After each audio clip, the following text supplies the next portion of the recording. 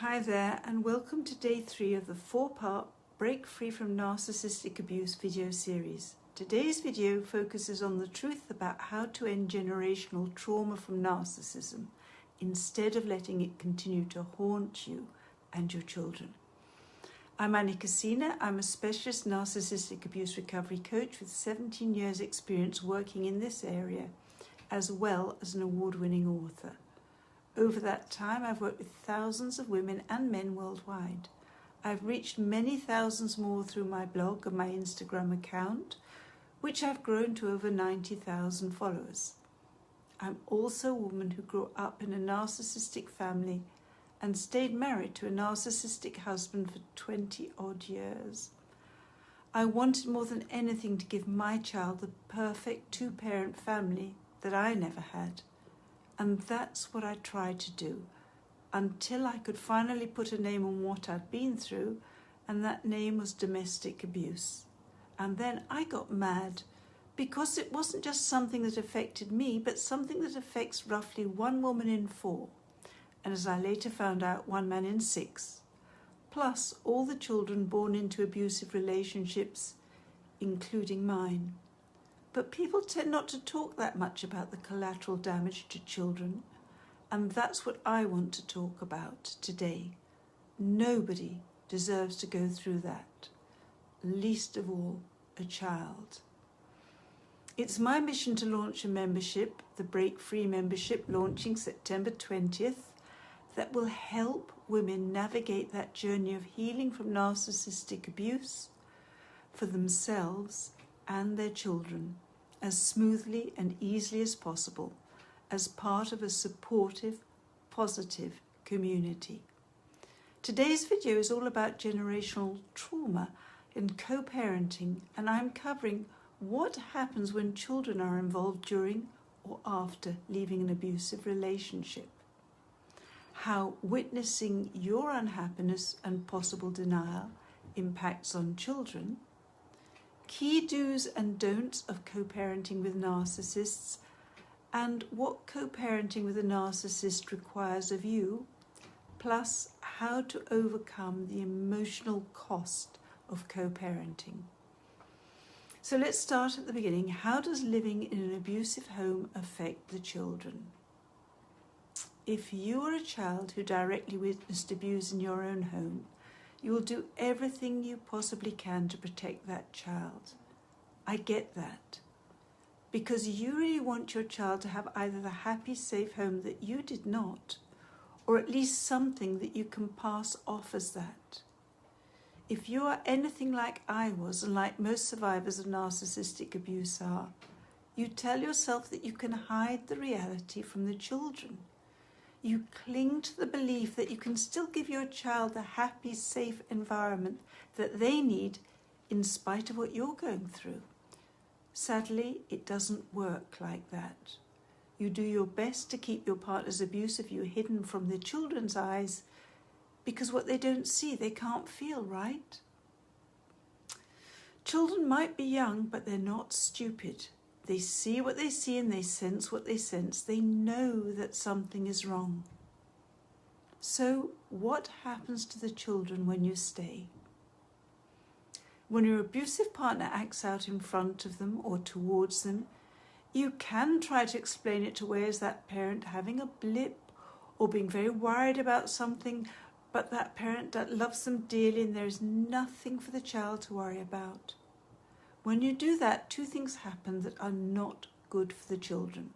First, they pick up on your distress, even if you hide it behind a big, bright, forced smile that doesn't ever reach your eyes. They sense that something is terribly wrong. Second, you end up gaslighting your own children in order to protect them as you see it. You end up undermining their sense of reality. As someone who has been massively gaslit, you know just how destabilizing gaslighting is. Of course, it's something that you would never willingly do to your own children, but the outcome is the same. They end up being gaslit by someone who they need to trust wholeheartedly. That leaves them feeling unsafe. That leaves them feeling that they live in an unsafe world. Safety is a fundamental human need, especially for a child. You know for yourself how painful it is to grow up in an environment that feels emotionally unsafe. So many of us make the calculation that staying is the lesser of two evils for our children, but that's not how it pans out. Children cannot help but be affected by abuse. Whether you stay or whether you leave, they will experience trauma. The question then becomes, how much lasting damage will they endure by staying and by leaving? Above all, you need to break the mold of generational abuse for your children and yourself. Staying will only perpetuate the generational trauma because children learn what they live. Leaving and showing your children a healthier way to live is the way to break the mold for them. Sure, in that ideal world that you didn't have in your marriage, having two healthy parents would have been the optimal scenario for a child.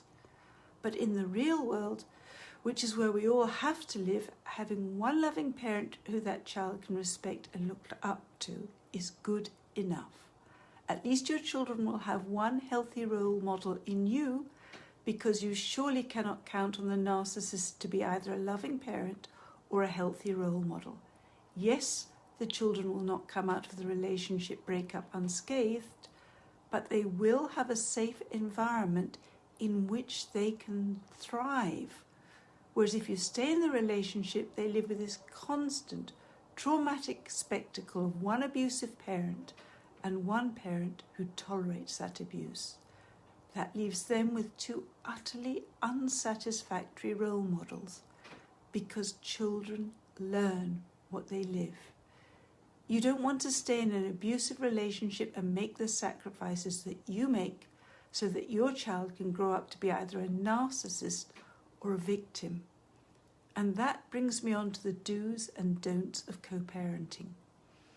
The narcissistic parent will likely have a degree of involvement with their own child. Possibly not as much involvement as they push for in divorce proceedings, because they aren't actually that interested in their child, except for photo opportunities and a means of getting to you. The first thing that you have to do is get over your own wish to be able to co-parent harmoniously with someone who's behaving like a responsible parent and a normal adult. The narcissist only ever parents like the narcissist that they are. So you have to accept that co-parenting is not actually possible. Your child will only ever have one responsible parent and one obstructive parent figure. Second, don't waste your time and energy trying to get the narcissist to be what you want them to be. It won't happen unless there is an audience around or a camera rolling. You have to accept that you have to parent around the narcissist. You have to do your best and be satisfied with that. That is more than good enough. But you want to do it without getting triggered by the narcissist's provocation, criticism, and bad behavior. So you have a whole new syllabus to master: how to overcome the emotional challenges of co-parenting. First, you need to heal the wounds that the narcissist inflicted on you. Otherwise, they'll continue to be able to hurt and humiliate you for their entertainment whenever they please. Second, you need to master emotional detachment, if not complete no contact, so that their efforts to gaslight, manipulate, and crush you will fail. Third, you need to rebuild your self-worth. Without it, all your efforts at communicating with a narcissistic co-parent are doomed to failure, which means you'll end up feeling almost as horribly disempowered as you did in the marriage. You cannot let that happen to you. Fourth, you need to learn how to communicate in a different way so that you can get your point across. That is likely a very different way to mean relating to the narcissist. Very different from the way you do it now.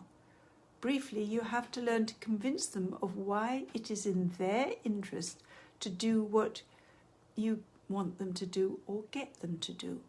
All of this will require a degree of healing your own wounds so that you can get out of your own emotional way first. Clients of mine who have learned the simple system for doing that have found that they do far better than they ever did before in their negotiations over the children. You cannot co-parent efficiently with a narcissist if you continue to relate to them in the same anxious, disempowered way that you relate to them during the marriage. You owe it to your children and yourself to detach from the toxic dynamic of the past. You owe it to your children to show them that you can have a good life after narcissistic abuse. It is not enough to do right by your children, but not by yourself. You do not want your children to grow up and feel guilty because you gave up on having your own life for them.